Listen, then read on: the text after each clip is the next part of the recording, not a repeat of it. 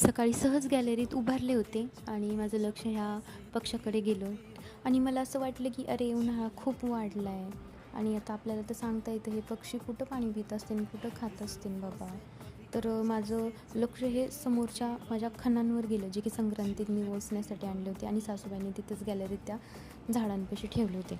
मग काय, ते खण वगैरे मी घेतले सगळे, ते स्वच्छ केले, नंतर पाण्याने धुवून वगैरे वाळवले आणि त्याच्यामध्ये गहू आणि तांदूळ भरले आणि काही खण मी रिकामेच ठेवले, का तर मला त्याच्यात पाणी पण ठेवायचं होतं.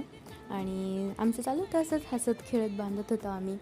थोडंसं खालच्या साईडला बांधलं आणि एक मी थोडंसं वरती बांधलं, कारण एक पक्षी येऊन तिथे बसतो रोज आमच्यात आणि ह्या मॅडमला पण माझ्याबरोबर बांधायचं होतं, त्यामुळे ह्या माझ्याबरोबर स्टूलवर चढल्या होत्या.